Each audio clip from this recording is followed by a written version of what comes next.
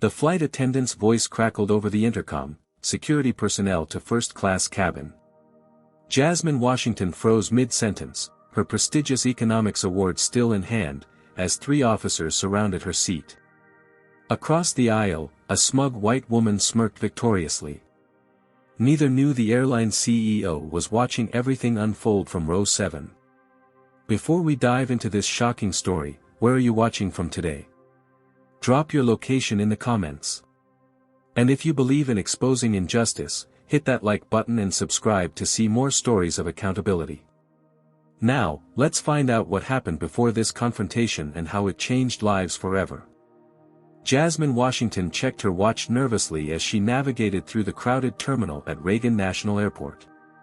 In just 24 hours, she would be standing in front of Harvard's most distinguished economics professors and potential investors, presenting her groundbreaking research. At 22 years old, she had already accomplished what many academics spent their entire careers working toward. The weight of the Franklin Economic Innovation Award certificate in her carry-on reminded her of how far she had come. When Professor Michaels had called her name at the ceremony last week, Jasmine had almost forgotten to breathe. She was the first black woman to ever receive the prestigious honor, a fact that filled her with both pride and a heavy awareness of responsibility. Her research on economic disparities in urban communities had caught the attention of the academic world, challenging long-held assumptions and offering innovative solutions. The path to this moment had been anything but easy. Growing up in a working-class neighborhood in Baltimore, Jasmine had watched her mother Tanya work double shifts as a nurse just to keep food on the table. Their small apartment was filled with second-hand furniture and discount store decorations, but also with books, hundreds of them, collected from library sales and thrift shops. "Education is the one thing they can never take away from you," her mother would say, helping Jasmine with homework after returning from a 12-hour shift, her eyes heavy with exhaustion but bright with determination. Jasmine's academic promise had been evident early on. In 4th grade, her math teacher had pulled Tanya aside during a parent-teacher conference. "Your daughter has a gift with numbers," the teacher had explained. "She's solving problems meant for students 3 grades ahead." But gifts needed nurturing, and in Baltimore's underfunded public schools, resources were scarce. Tanya had taken on a 3rd weekend job to pay for math enrichment programs, sacrificing her only days off to ensure her daughter's talent wouldn't go to waste. By 16, Jasmine was tutoring college students in calculus for extra money.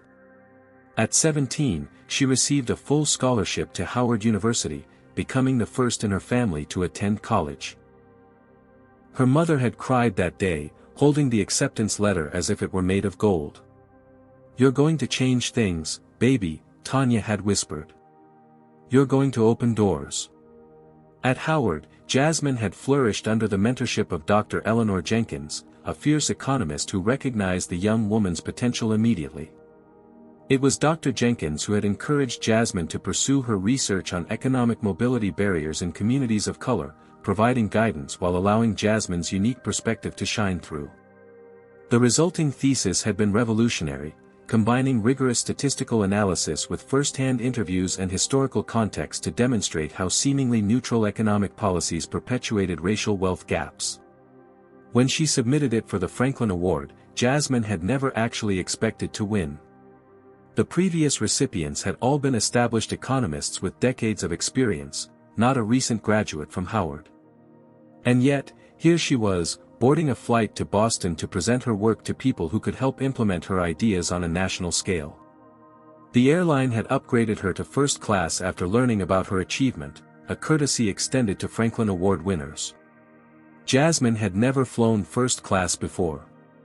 Growing up, vacations had meant visiting her grandmother in Virginia on the Greyhound bus. Even after receiving her scholarship, financial constraints had kept her firmly in economy class, typically in the middle seat between 2 strangers on budget carriers. As she approached the first-class check-in counter, she straightened her navy blazer, a graduation gift from her mother who had saved for months to afford it, and tried to project the confidence she didn't quite feel. The ticket in her hand was legitimate, but she couldn't shake the sensation that at any moment someone would stop her, question her presence, ask her to return to her proper place. It wouldn't be the first time. Throughout her academic career, Jasmine had grown accustomed to being the only black woman in rooms full of privileged white peers, to having her ideas questioned more rigorously than others, to watching less qualified classmates receive opportunities based on family connections rather than merit. But the Franklin Award had validated what she had always known deep down, that her work mattered, that her voice deserved to be heard. The certificate carefully protected in her carry-on wasn't just a recognition of her research, it was proof that excellence could transcend barriers. As the gate agent called for first-class boarding, Jasmine took a deep breath. Tomorrow's presentation could open doors not just for her, but for the communities her research aimed to help. She couldn't afford to let nerves or imposter syndrome hold her back now. She just needed to get through this flight, review her presentation one more time, and get a good night's sleep before the big day. Simple enough. Jasmine had faced more difficult challenges in her life. This should be the easy part. What she couldn't have known was that the next few hours would test her in ways far more demanding than any academic competition, forcing her to confront the very biases her research documented in a painfully personal way. Reagan National Airport hummed with activity as Jasmine made her way to her gate. Business travelers in pressed suits rushed past, dragging sleek carry-ons and speaking urgently into earpieces. She felt distinctly out of place among them, despite her professional attire and confident stride.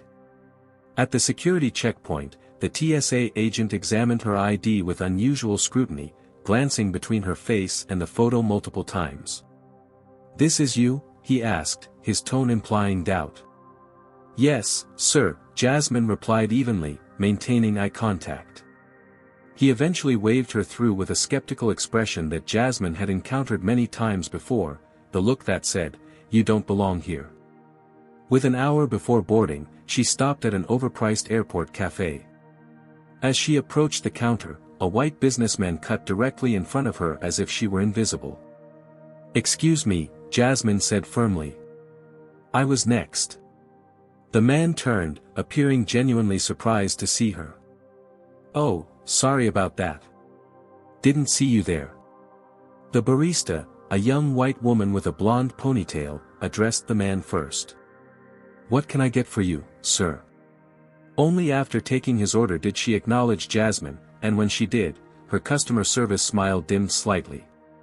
Small interactions like these had become so routine that Jasmine had developed an internal cataloging system, minor everyday bias, not worth the energy to address. As she waited for her coffee, an elderly black man in an impeccably tailored suit approached her. "Howard University?" he asked, nodding at the small alumni pin on her lapel. "Yes, sir," Jasmine replied, surprised. "Class of 2025. Reginald Moore, class of 78, he said, extending his hand. "Always good to see another bison making their way in the world."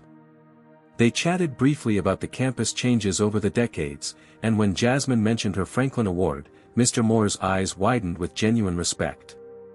"That's extraordinary," he said. "I've been in economics for 40 years and know exactly how significant that achievement is." "Where are you headed today?" "Harvard. I'm presenting my research tomorrow."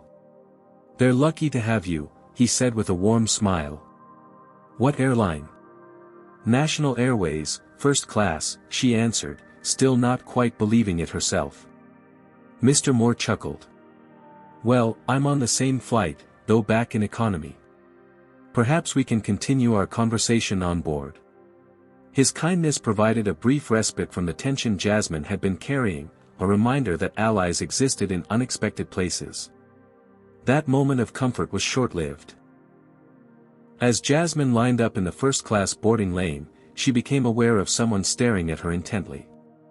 A white woman in her 50s, impeccably dressed in a designer suit with an expensive leather handbag, was eyeing her with undisguised suspicion. Karen Whitfield, though Jasmine didn't yet know her name, had the confident posture of someone accustomed to privilege. Her blonde hair was professionally highlighted and styled, her makeup flawless, her manicure fresh. Everything about her screamed wealth and entitlement. When the gate agent called for first-class boarding, Jasmine stepped forward with her boarding pass. The agent, Bethany Adams according to her name tag, took the pass and examined it carefully, more carefully, Jasmine noted, than she had for the passengers ahead of her. "May I see your ID as well?" Bethany asked. Jasmine provided her driver's license, maintaining a pleasant expression despite the familiar sinking feeling in her stomach.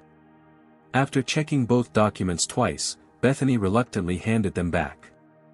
"Enjoy your flight, Ms. Washington."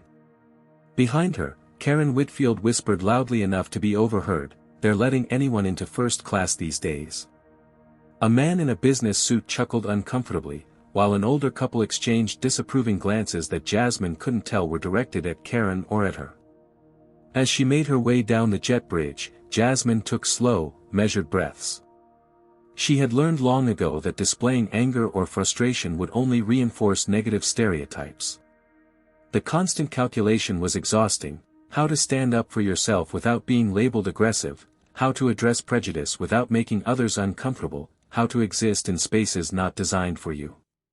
On board, the first-class cabin gleamed with luxury: wide leather seats, complimentary champagne, flight attendants offering hot towels. Jasmine found her seat, 3A, a window position offering both privacy and a view. As she stored her carry-on in the overhead compartment, she was acutely aware of Karen Whitfield settling into 3B, directly across the aisle. Karen made a show of clutching her handbag tighter and shifting away slightly, as if Jasmine might reach across and snatch it at any moment. The message was clear: "You don't belong here, and I don't trust you."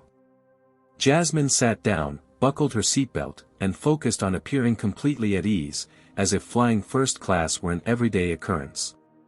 She pulled out her tablet, intending to review her presentation. But the weight of Karen's suspicious stares made it difficult to concentrate. The tension in the small shared space was palpable. Other passengers settling into first class seemed to sense it too, some avoiding eye contact while others watched with morbid curiosity, waiting to see how the situation would unfold. Jasmine had experienced prejudice throughout her life, but rarely in such close quarters with nowhere to escape. For the next 2 hours, she would be trapped beside someone who had decided, based solely on her appearance, that she didn't deserve to be there. The thought of her mother's sacrifices, of the hard work that had earned her the Franklin Award and this very seat, strengthened her resolve. Karen Whitfield might question her right to be there, but Jasmine knew exactly how she'd earned her place. She belonged in first class every bit as much as anyone else on the plane. What she didn't realize was that Karen's prejudice was about to escalate from uncomfortable stares to something far more confrontational.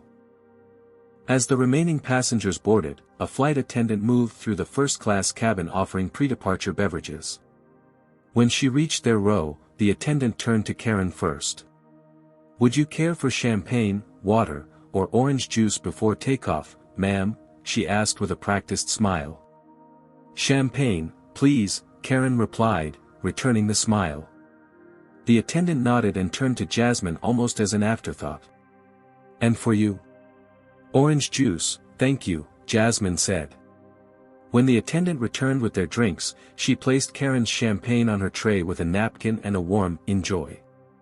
For Jasmine, she simply set the juice down with barely a glance.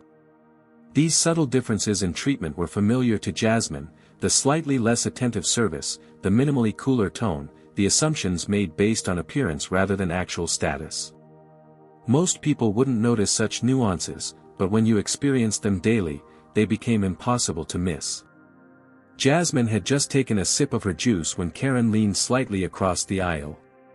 "Excuse me," Karen said, her voice dripping with false politeness. "I think you might be in the wrong section. This is first class." Jasmine met her gaze evenly. "I'm aware. This is my assigned seat." Karen's eyebrows rose skeptically. "Really? Are you sure you didn't misread your boarding pass? These seats cost $1,200. "I'm sure," Jasmine replied calmly, returning her attention to her tablet. But Karen wasn't finished. "I fly this route twice a month, and I've never seen," she paused, seemingly searching for the right words. "I've never seen someone like you in first class before." The implication hung in the air, impossible to ignore. Jasmine considered several responses before deciding on directness. "I'm presenting at an economics conference at Harvard tomorrow," she explained, though she knew she shouldn't have to justify her presence. "I recently won the Franklin Economic Innovation Award, and the airline upgraded me as a courtesy." She hoped this would end the conversation, but Karen's skepticism only deepened. "The Franklin Award? That's very prestigious." The emphasis on "very" suggested disbelief. "Aren't those usually given to established economists? You seem rather young." "I'm the youngest recipient to date," Jasmine acknowledged, forcing herself to maintain her composure despite the growing knot of tension in her stomach. Karen smiled thinly. "How nice. I suppose these diversity programs are really opening doors these days." The comment stung exactly as intended. The assumption that her achievement must be the result of lowered standards rather than exceptional merit was one Jasmine had encountered repeatedly throughout her academic career. A few passengers nearby shifted uncomfortably, clearly overhearing the exchange. An older white man across the aisle frowned disapprovingly, though Jasmine couldn't tell if his disapproval was directed at Karen's rudeness or at Jasmine's presence. Determined to defuse the situation, Jasmine put in her earbuds and opened her presentation slides, signaling that the conversation was over. But Karen wasn't done. "I'm just saying," she continued, speaking loudly enough that Jasmine could hear her despite the earbuds, "that standards used to mean something. Merit used to matter. Now it seems like they're just handing out seats, and awards, to meet quotas." Jasmine removed one earbud. "My research stands on its own merits. The selection committee evaluated my work, not my race or gender." "Of course they'd say that," Karen scoffed. "But we all know how these things really work." The flight attendant passed by again, and Karen signaled her attention. "Bethany," she said, having clearly noted the attendant's name tag earlier, "I'm curious about the upgrade policy. Does National Airways have some kind of diversity initiative for first class?" Bethany looked uncomfortable, glancing between Karen and Jasmine. "All our upgrade policies are based on customer status, special circumstances, or courtesy considerations, ma'am." "Special circumstances," Karen repeated with emphasis, as if this confirmed her suspicions. Jasmine tried to focus on her presentation, but concentration had become impossible. She was accustomed to having her achievements questioned or diminished, but usually, she could walk away from such encounters. The confined space of the aircraft made escape impossible. As she shifted in her seat, her bag slipped from her lap, and the carefully protected Franklin Award certificate fell out onto the floor between the seats. Before Jasmine could retrieve it, Karen had leaned over and picked it up, examining it with unconcealed skepticism. "Franklin Economic Innovation Award," she read aloud. "Presented to Jasmine Washington for groundbreaking research on economic mobility barriers." She handed it back with a dismissive flick of her wrist. "Looks professionally printed, at least." The implication that the certificate might be fake was the final straw. Jasmine took the award back, carefully returning it to her bag. "My achievements are real, Ms. Whitfield. Karen Whitfield. Senior Vice President at Pharmatech Industries." She said it as if the title should automatically command respect. "Ms. Whitfield, I've earned my place here through years of hard work and academic excellence. I don't owe you explanations or justifications for my presence." Karen's face hardened. "Well, I think it's suspicious. A girl your age, in first class, claiming to have won an award typically given to people with decades of experience. Something doesn't add up." The "girl" designation wasn't lost on Jasmine. At 22, she was a grown woman with a master's degree, yet Karen deliberately infantilized her to undermine her credibility. The cabin had grown quieter, other passengers now openly listening to the exchange. Jasmine felt trapped in a public performance she hadn't consented to, forced to defend her very existence in a space she had legitimately earned the right to occupy. The situation was rapidly becoming untenable, but the worst was yet to come. "May I see your boarding pass again?" Karen demanded suddenly, her voice raised enough that several nearby passengers turned to look. Jasmine took a deep breath. "No, you may not. I've already been verified by the gate agent and flight attendant." Karen's eyes narrowed. "I just find it hard to believe that someone your age could afford first class without some kind of special accommodation." "Whether you believe it or not isn't my concern," Jasmine replied, struggling to keep her voice steady. An older woman across the aisle glanced between them with obvious discomfort. A businessman 2 rows ahead had turned around to watch the developing confrontation. The atmosphere in the first-class cabin had grown unbearably tense. Karen pressed the flight attendant call button repeatedly until Bethany returned, looking concerned. "Is there a problem?" she asked. "Yes," Karen said immediately. "I don't feel comfortable with my seating arrangement." Bethany's professional smile remained fixed in place. "I'm sorry to hear that, Ms. Whitfield. The flight is fully booked, but I can check if anyone might be willing to switch." "That's not the issue," Karen interrupted. "I don't feel safe." The word "safe" hung in the air like a weapon. Jasmine felt her cheeks burn as several passengers turned to stare at her with newfound suspicion. "Ma'am?" Bethany looked confused. Karen lowered her voice to a stage whisper, still perfectly audible to everyone nearby. "I'm not comfortable sitting next to someone who might not belong here." "How thoroughly did you check her credentials?" A different flight attendant approached, Michael Torres according to his name tag, a man in his mid-30s with a stern expression.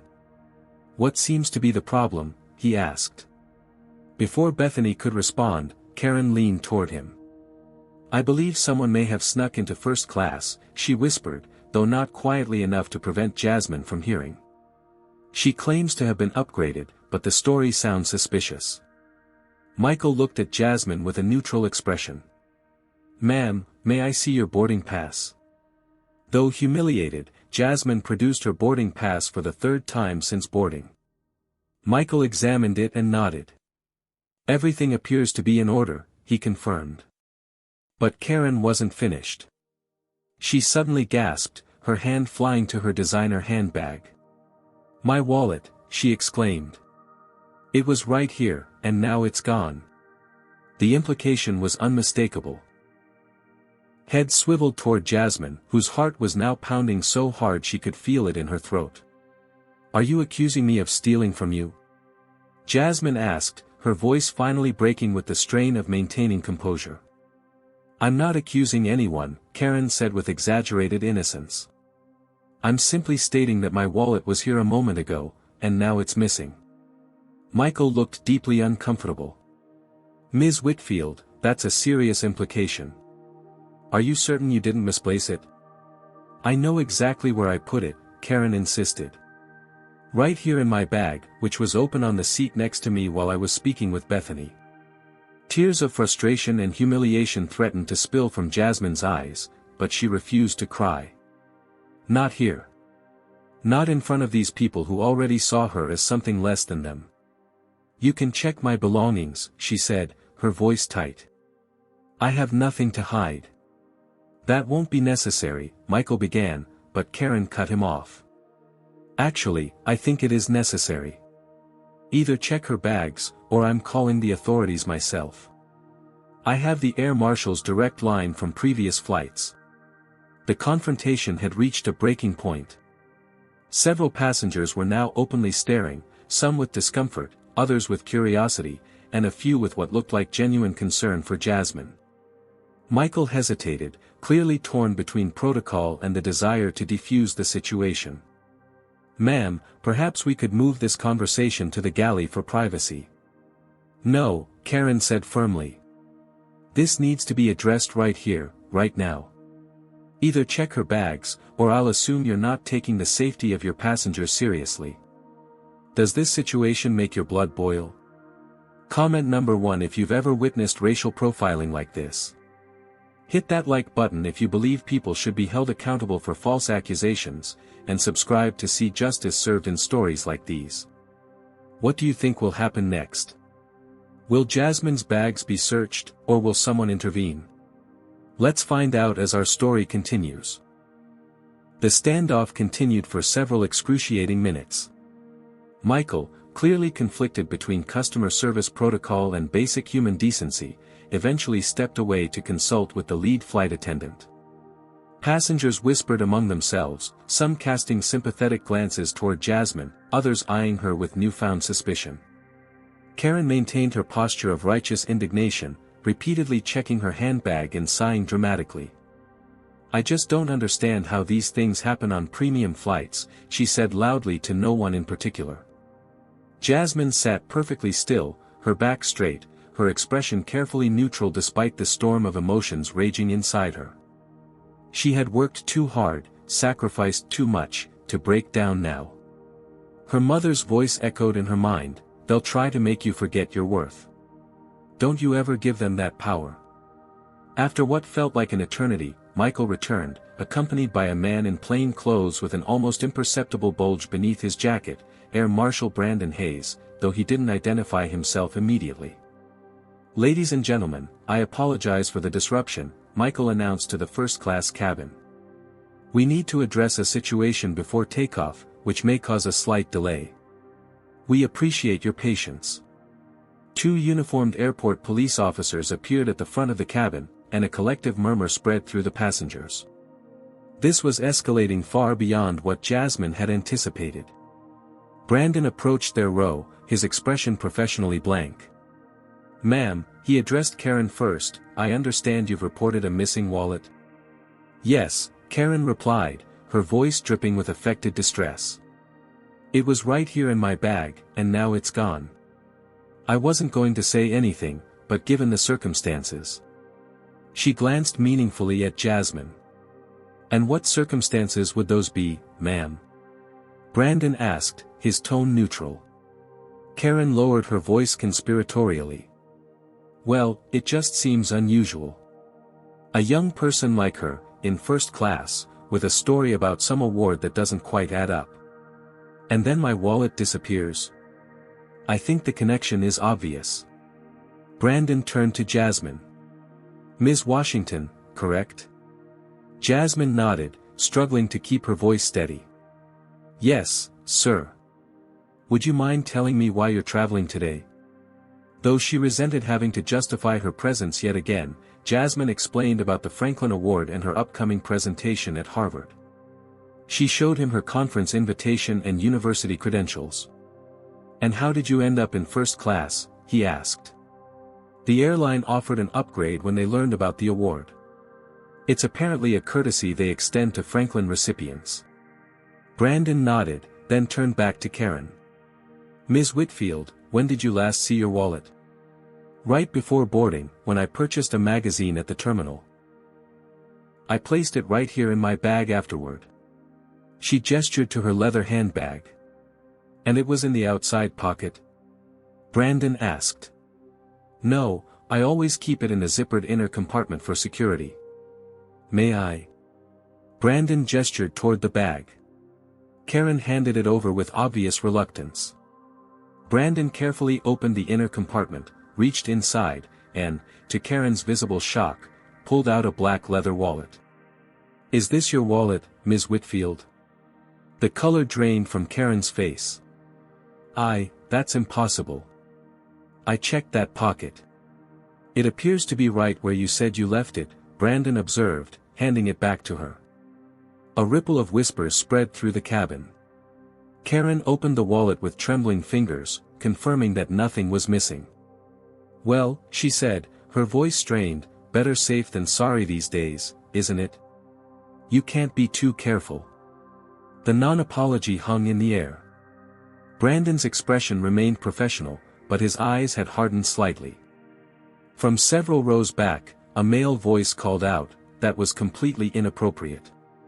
Another passenger added, "She should apologize." Karen's face flushed red. "I was simply concerned about my belongings." "Anyone would be." "Anyone?" an elderly woman questioned pointedly. "Or just when sitting near certain people?" The murmurs in the cabin grew louder, more passengers now openly condemning Karen's behavior. The public sentiment was shifting decisively against her. Jasmine remained silent, the vindication bringing little comfort after the humiliation she had endured.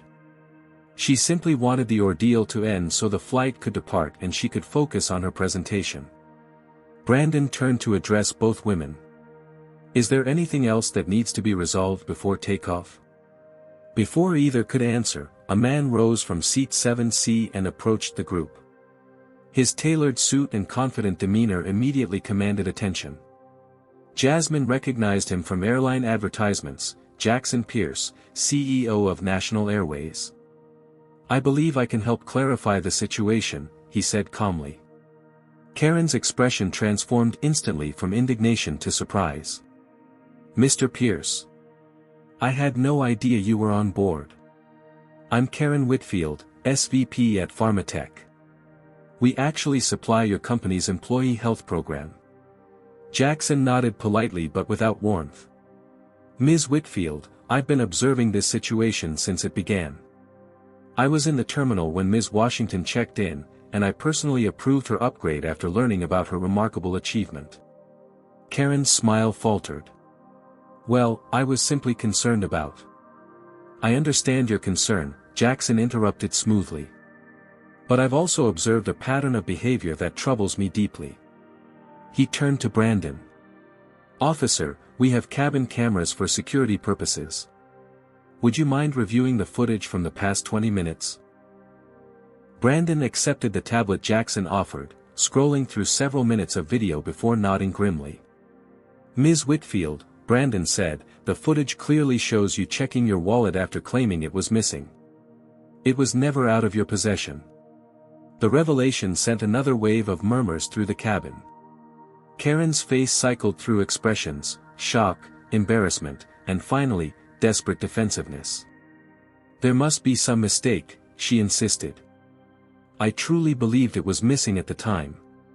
From a few rows back, a familiar voice spoke up. "Excuse me." Reginald Moore, the Howard alumnus Jasmine had met in the terminal, stood from his economy seat where he'd been observing the situation. "I witnessed this young lady being subjected to similar treatment at the airport cafe before boarding. The pattern of behavior is consistent and concerning." Bethany, the flight attendant who had initially been cool toward Jasmine, stepped forward hesitantly. "I should acknowledge that I may have been influenced by Ms. Whitfield's comments when she boarded. She made several remarks about standards being lowered." Bethany's cheeks flushed with shame. "I provided different levels of service as a result, and I apologize for that." Jackson Pierce nodded, then turned to Karen.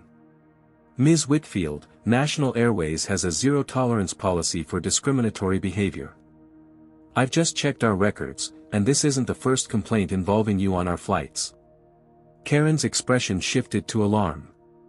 Those were completely different circumstances.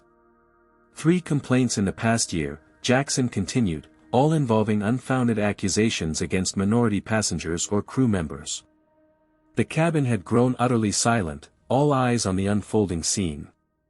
Jasmine felt a complex mix of emotions: vindication, yes, but also exhaustion and a deep sadness that such incidents remain so common in 2025. Jackson turned to Jasmine. "Ms. Washington, on behalf of National Airways, I extend our sincerest apologies for this experience. Your achievement should be celebrated, not questioned, and your journey should be comfortable, not traumatic." He then addressed Karen with businesslike formality. "Ms. Whitfield, I'm afraid I need to ask you to deplane." Karen stared at Jackson Pierce in disbelief, her composure crumbling. "Deplane? You can't be serious. Do you know who I am?" "I'm fully aware of who you are, Ms. Whitfield," Jackson replied evenly. "I'm also aware of our company policies regarding passenger conduct, which I personally implemented last year." He gestured for her to gather her belongings. "You have 2 options. You can deplane voluntarily and we'll rebook you on tomorrow's flight, or we can have this documented as an official incident, which would have different consequences." Karen's eyes darted around the cabin, searching for allies and finding none.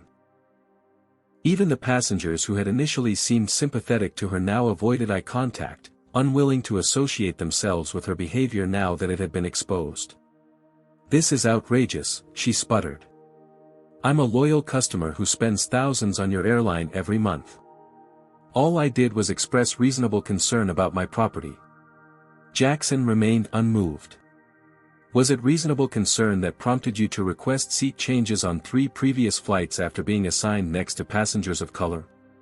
Or to file complaints against 2 flight attendants of Middle Eastern descent, claiming they were suspicious?" Karen blanched. "How did you? Our system flags patterns of behavior, Ms. Whitfield. As CEO, I receive reports on recurring issues that might indicate systemic problems within our company. Your name has appeared in those reports multiple times." Around the cabin, several passengers had taken out their phones, discreetly recording the confrontation. Karen noticed and grew even more agitated. "You can't allow them to record me. This is a violation of my privacy." "Actually," Brandon interjected, "there's no expectation of privacy in a public setting like an aircraft cabin. As long as they're not interfering with crew member duties, passengers are permitted to record." Karen turned to Jasmine, desperation replacing her previous condescension. "Look, there's been a misunderstanding. I never meant to imply anything about you personally." Jasmine met her gaze steadily but said nothing. After years of enduring microaggressions, blatant discrimination, and having to be the bigger person, she felt no obligation to ease Karen's discomfort. Jackson checked his watch. "Ms. Whitfield, we need to resolve this situation. We've already delayed departure by 17 minutes. Karen's professional instincts finally seemed to override her indignation as the reality of her situation sank in. She worked for Pharmatech, which had a substantial contract with National Airways for employee healthcare. Creating a public scene with the airline's CEO present was career suicide. "Fine," she said, gathering her belongings with shaking hands. "I'll take tomorrow's flight. But this is completely unnecessary and unprofessional." As she stood to leave, Reginald Moore stepped forward from his economy seat. "Excuse me, Mr. Pierce, but before Ms. Whitfield departs, I believe there's something she owes Ms. Washington." Karen's jaw tightened. "I've already said it was a misunderstanding." "An apology," Reginald clarified firmly. "A sincere one." The cabin grew silent again as all eyes turned to Karen. The humiliation she had so eagerly inflicted on Jasmine was now being returned to her tenfold. After a long, tense moment, Karen turned to Jasmine. "I apologize if my concerns came across as inappropriate. If..." Jasmine finally spoke, her voice quiet but clear. "You falsely accused me of stealing. You questioned my credentials and achievements. You made assumptions based solely on my appearance. There's no if about the inappropriateness of your behavior." Karen's face flushed again. "I apologize for my behavior," she amended stiffly. Jackson nodded to the airport officers, who escorted Karen toward the exit. As she disappeared down the jetway, a collective tension seemed to lift from the cabin. Jackson turned to address the remaining passengers. "Ladies and gentlemen, I apologize for the delay. We'll be departing shortly. Thank you for your patience and understanding." He then sat down in the now vacant seat beside Jasmine. "Ms. Washington, I want to personally assure you that what you experienced today does not represent our company's values. I'd like to offer you an upgrade to our premium first-class service for this flight, and complimentary first-class travel for your return journey." Jasmine nodded, still processing the whirlwind of events. "Thank you, Mr. Pierce. I understand from our PR department that you'll be presenting groundbreaking economic research at Harvard tomorrow," he continued. "Would you mind telling me more about it?" As the flight finally prepared for takeoff, Jasmine found herself explaining her research on economic mobility barriers to the CEO of a major airline, a man who seemed genuinely interested in her findings and their real-world applications. Across the aisle, Bethany approached with a fresh orange juice and a sincere apology of her own. "I'm truly sorry for how I treated you earlier," she said. "There's no excuse for allowing someone else's prejudice to influence my behavior." "Thank you for acknowledging that," Jasmine replied, accepting both the apology and the juice. As the plane taxied toward the runway, Jasmine gazed out the window, reflecting on how quickly the situation had transformed. What began as yet another demoralizing experience of discrimination had become something entirely different, a rare moment of public accountability. She thought about all the times she'd had to swallow similar indignities without witness or vindication. How many others endured the same treatment daily without a CEO's intervention or viral validation? Her research suddenly felt more urgent than ever. The economic barriers she documented were inseparable from these social realities, the assumptions, the denied opportunities, the exhausting toll of constantly having to prove one's right to occupy certain spaces. As the plane lifted into the air, Jasmine opened her presentation again, seeing it with fresh eyes. Today's experience wouldn't just be an anecdote, it would become data, another proof point in the larger pattern her work sought to address. The plane had been in the air for 20 minutes when Jasmine's phone buzzed with a notification. Her mother had texted, "How's the flight, baby? Getting nervous about tomorrow?" Jasmine hesitated, unsure how much to share. Tanya Washington had spent years protecting her daughter from the harsh realities of racism, even while preparing her to face them. Hearing about the incident would only worry her. Before she could decide, another notification appeared, this one from her Howard classmate Zoe, "OMG, is this you?" followed by a link to a Twitter post.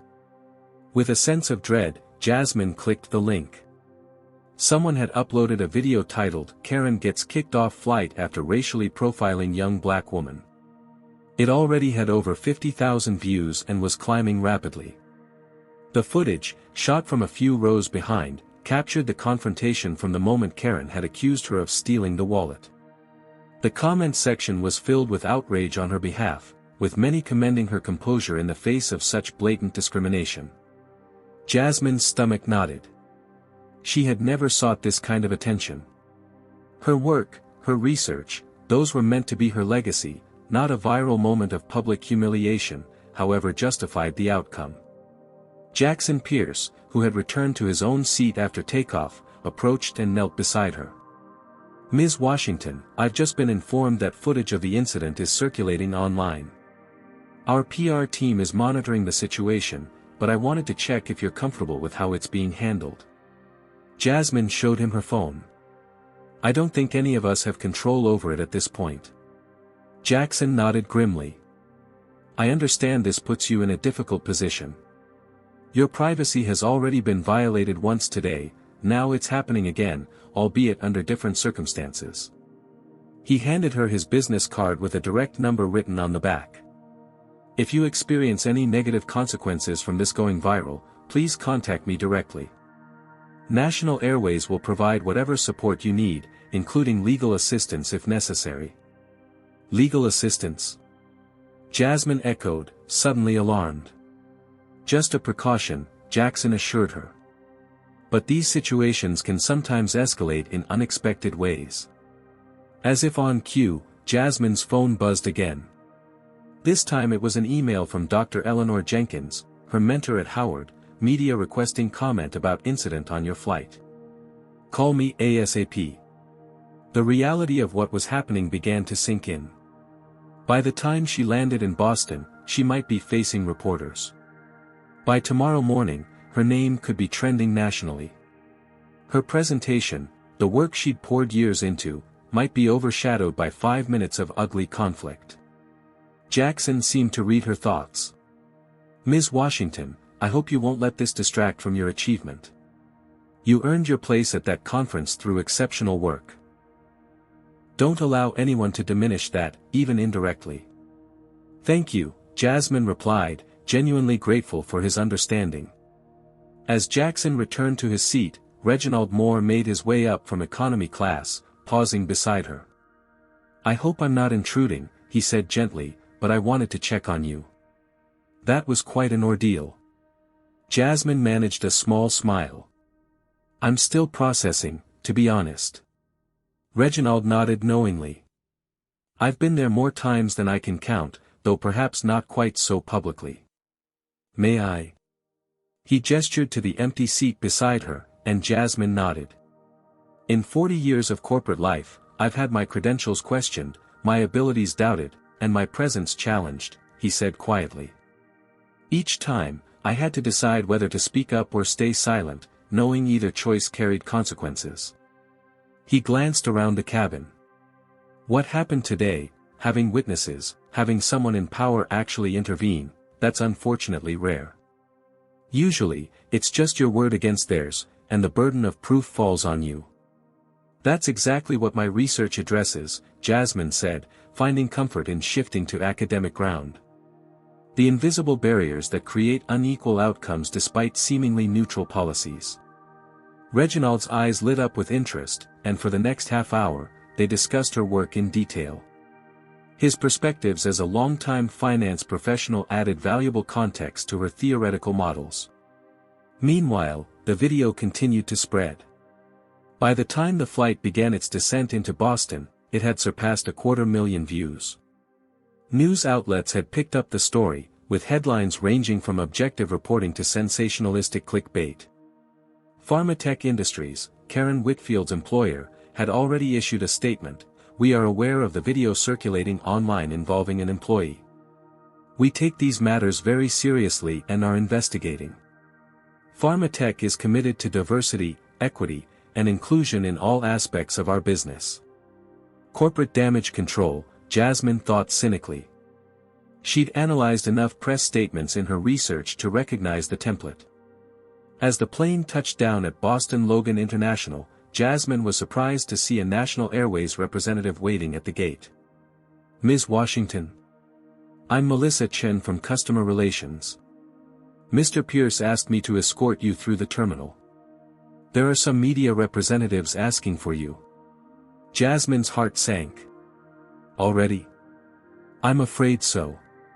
We can take you through a staff entrance if you prefer to avoid them." Jasmine considered her options. Running from the cameras felt like hiding, yet she hadn't asked for this attention and wasn't prepared to address it. "Is there a Harvard representative here as well?" she asked, remembering Dr. Jenkins' email about media requests. "Yes, someone from the conference organizing committee is waiting at arrivals." Jasmine made her decision. "I'll face the media, but I'd like the Harvard representative with me. This isn't just about what happened on the plane, it's about my work and why I'm here." Melissa nodded approvingly. "Of course. I'll arrange it." As they waited for the other passengers to deplane, Jasmine quickly called her mother. "Baby, I just saw the news," Tanya said immediately. "Are you okay?" "I'm fine, Mom," Jasmine assured her, feeling a wave of emotion at hearing her mother's concerned voice. "It was uncomfortable, but it's over now." "Over?" "It's all over the internet. That woman, the nerve of her, treating my baby that way." Despite everything, Jasmine found herself smiling at her mother's protective indignation. "Mom, listen. I need to face some reporters when I get off the plane. Any advice?" Tanya Washington had raised her daughter with fierce love and practical wisdom. She didn't hesitate. "Stand tall. Speak your truth. Remember who you are and what you're there for. And don't let them make you the victim in your own story." With those words resonating in her mind, Jasmine stepped off the plane into a new chapter of her journey, one she hadn't anticipated, but perhaps one that would amplify the very message her research sought to convey. The walk through Boston Logan International Airport felt surreal. Melissa Chen from National Airways led the way, with Jasmine following closely behind and Reginald Moore providing a supportive presence at her side. As promised, a representative from Harvard, a poised woman in her 40s who introduced herself as Dr. Clarissa Bennett from the economics department, joined them at the security exit. "Ms. Washington, I'm so sorry about what you've experienced," Dr. Bennett said. "The conference committee is appalled and wants to assure you that your presentation remains our priority." Jasmine appreciated the sentiment but noticed how quickly Dr. Bennett glanced at her watch. The viral incident had created complications for everyone involved. "There are about a dozen reporters near baggage claim," Melissa informed them. "We can still redirect through a service corridor if you prefer." Jasmine took a deep breath, remembering her mother's words. No, I'll speak to them briefly. But I want to be clear that I'm here for my research, not because of what happened on the plane. Dr. Bennett nodded approvingly. That's exactly the right approach. Keep the focus on your work. As they approached the media gathering, camera lights flicked on, and microphones extended toward her. Jasmine was struck by how practiced this all seemed, as if racial profiling incidents had become just another news cycle, with predictable roles and narrative arcs. Ms. Washington. How do you feel about the video going viral?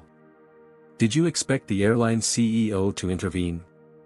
Will you be taking legal action against Karen Whitfield? Jasmine held up a hand, and to her surprise, the question subsided. She hadn't expected them to actually listen. Thank you for your interest in what happened today, she began, her voice steady despite her racing heart. Yes, I experienced racial profiling on my flight to Boston. Yes, National Airways handled the situation appropriately once it escalated. She paused, gathering her thoughts. But what's important to understand is that my experience isn't unique or unusual. It's precisely the kind of barrier that my research addresses, the ways that prejudice creates economic obstacles through denied opportunities, additional emotional labor, and the constant tax on energy and focus. The reporters seemed momentarily taken aback by the pivot to academic language. I'm in Boston to present groundbreaking economic research at Harvard tomorrow, Jasmine continued. Research that quantifies how these soft barriers translate to measurable economic disadvantages over time. That's the real story here, not 5 minutes of uncomfortable footage, but the systemic issues that make such incidents commonplace. A reporter from a local station pressed, but how did it make you feel to be accused of theft in front of an entire cabin? Jasmine met his gaze directly. It felt like Tuesday. These aren't exceptional experiences for people who look like me, they're routine. The only exceptional part was having witnesses who spoke up and authorities who believed me. Dr. Bennett stepped forward. If you'll excuse us, Ms. Washington needs to prepare for tomorrow's presentation. The conference begins at 9 a.m. at Harvard Business School's Wilson Hall. You're welcome to attend the public portions if you'd like to learn more about her groundbreaking work. With that diplomatic redirection, they moved toward the exit where a car was waiting. Once inside the vehicle, Jasmine finally allowed herself to exhale fully. That was masterfully handled, Dr. Bennett said admiringly. You maintained dignity while redirecting to the substantive issues. The committee will be impressed. Thank you, Jasmine replied, checking her phone, which hadn't stopped buzzing with notifications. But I'm concerned that tomorrow will be about the incident rather than my research. That's a valid concern, Dr. Bennett acknowledged. But consider this, your presentation addresses economic barriers created by racial bias. You've just experienced a textbook example that resonated with millions of viewers. There's a way to incorporate this without letting it overshadow your methodology and findings. Reginald, who had accompanied them to the car, added his perspective. When I began my career in the 70s, these incidents happened behind closed doors with no recourse. The fact that accountability occurred, and publicly, represents progress, however incremental. As they drove toward Cambridge, Jasmine called her mother. Tanya had already booked a flight to Boston for the following morning, determined to be present for her daughter's presentation despite the short notice and expense. I'm not missing this, baby, she insisted when Jasmine protested about the cost. Not after everything we've been through to get you here. After checking into her hotel, upgraded to a suite by the airline, Jasmine finally had a moment alone to process the day's events. Her presentation materials were spread across the desk, representing years of meticulous research and analysis.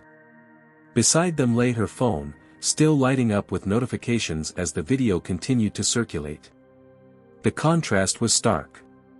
On one hand, substantive academic work that could potentially influence policy and create meaningful change. On the other, a viral moment of conflict that might generate temporary outrage but little lasting impact. Yet as she reviewed her slides, Jasmine began to see connections she hadn't fully articulated before. The incident on the plane wasn't separate from her research, it was a vivid illustration of her central thesis. She opened her laptop and began revising her presentation, not to center the viral incident, but to acknowledge it as data, one more proof point in the pattern her work documented. By the time she finished at 2 a.m., she had transformed her already strong presentation into something even more powerful, a bridge between academic theory and lived experience, between statistics and stories. Just before falling asleep, Jasmine received one more notification, a message from Jackson Pierce. Ms. Washington, I wanted to inform you that National Airways has implemented an immediate review of our training protocols regarding bias recognition and intervention. Your experience, while regrettable, has already catalyzed positive change within our organization. I wish you every success with your presentation tomorrow. As she drifted off to sleep, Jasmine felt a complex mix of emotions, exhaustion from the day's ordeal, anxiety about tomorrow's spotlight, but also a growing sense that perhaps everything, even the humiliation and anger, was serving a greater purpose than she had initially realized. 6 months later, Jasmine Washington stood at the podium of the National Economic Forum in Washington, D.C., addressing a packed auditorium of policymakers, academics, and corporate leaders. The Franklin Award, once her greatest achievement, now sat among several others on her rapidly expanding resume. Economic theory often treats discrimination as an anomaly, a market inefficiency that rational actors would naturally correct, she began, her voice confident and clear. But as we've documented through both quantitative analysis and qualitative experience, these inefficiencies persist because they serve powerful interests and remain invisible to those not directly affected by them. On the large screen behind her, data visualizations illustrated the economic impact of bias across various sectors. One slide showed a familiar scenario, air travel statistics, comparing treatment, upgrade rates, and complaint responses across racial demographics. 6 months ago, I experienced firsthand what our research had already told us, Jasmine continued. An incident of racial profiling on a flight to Boston became an unexpected case study in how discrimination operates, and more importantly, how accountability can disrupt it. The now infamous video had accumulated over 30 million views, sparked a national conversation about racial profiling, and led to concrete policy changes across several airlines. What had begun as a humiliating ordeal had transformed into a catalyst for change. In the front row sat Tanya Washington, beaming with pride. Beside her was Reginald Moore, who had become both mentor and champion of Jasmine's work. Jackson Pierce from National Airways occupied the seat next to Reginald, representing the corporate partners who had implemented new training programs based on Jasmine's research. The economic cost of discrimination isn't just borne by its targets, Jasmine explained, advancing to her next slide. Pharmatech Industries lost 11% of its market value in the week following the incident involving their former senior vice president. Their competitor, which immediately strengthened diversity initiatives and hired a chief inclusion officer, saw a corresponding 7% increase. Karen Whitfield had indeed lost her position at Pharmatech. The company, facing public backlash and shareholder concerns, had initially placed her on administrative leave before ultimately terminating her employment. The official reason cited was conduct inconsistent with company values, but everyone understood the real cause. For Jasmine, there was no satisfaction in Karen's downfall. The goal had never been punishment of individuals but transformation of systems. Karen was simply one manifestation of broader structural problems. What's remarkable isn't that the incident occurred, Jasmine told the audience, but that accountability followed. For every documented case like mine, thousands go unrecorded, unwitnessed, or simply disbelieved. Her research had expanded significantly since the Harvard presentation. What began as an analysis of economic mobility barriers had grown into a comprehensive framework for measuring, predicting, and addressing bias-based inefficiencies across sectors. The Washington methodology, as it was now being called, provided corporations and institutions with concrete tools to identify and eliminate discriminatory practices, not just for ethical reasons, but for economic ones. Companies that adopted the framework showed measurable improvements in talent retention, innovation metrics, and even stock performance. National Airways had become something of a case study. After the incident, Jackson Pierce had implemented company-wide training based on Jasmine's research.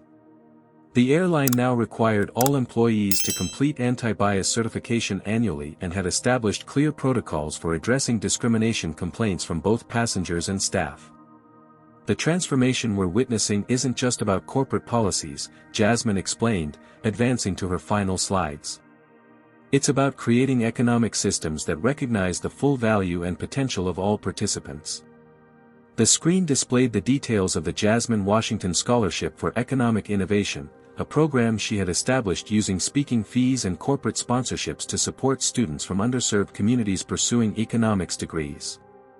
The first cohort of 20 scholars would begin their studies next fall. As Jasmine concluded her presentation, the applause was immediate and sustained. Questions from the audience reflected not just interest but engagement with the substantive issues rather than the viral moment that had initially brought her wider attention.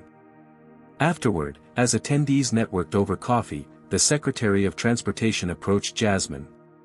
"Ms. Washington, your work has directly influenced our department's new guidelines for passenger rights enforcement," she said. "We'd like to invite you to join our advisory committee on equitable transportation access." Such invitations have become increasingly common as Jasmine's research gained recognition beyond academic circles. Corporate boards, policy think tanks, and government agencies all sought her expertise, not because of her viral fame, but because of the rigorous methodology she had developed. Tanya Washington watched these interactions with misty eyes. "Your father would be so proud," she whispered when they had a moment alone. Jasmine's father had passed away when she was just 7, but his belief in education as the path to transformation had shaped her journey profoundly.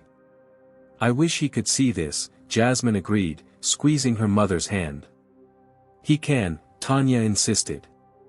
"Through you, through everything you're building." Later that evening, as Jasmine boarded another first-class flight, this time to Chicago for a consulting engagement, she experienced a moment of déjà vu. The familiar anxiety surfaced briefly as she approached the premium cabin, the internalized expectation of questioning or challenge. But the flight attendant merely smiled warmly. "Welcome aboard, Ms. Washington. We're honored to have you with us today." As she settled into her seat, Jasmine noticed a passenger across the aisle watching her with an expression she couldn't quite read. For a moment, she tensed, anticipating another confrontation. Instead, the woman, middle-aged, white, expensively dressed, simply said, "I implemented your methodology at my company last quarter. Employee satisfaction is up 17%, and we're seeing promising changes in our innovation pipeline. Thank you for your work." Jasmine nodded, simultaneously surprised and encouraged. "I'm glad to hear it's making a difference." As the plane taxied toward the runway, Jasmine reflected on the journey of the past 6 months. The humiliating incident that might have derailed her career had instead amplified her voice.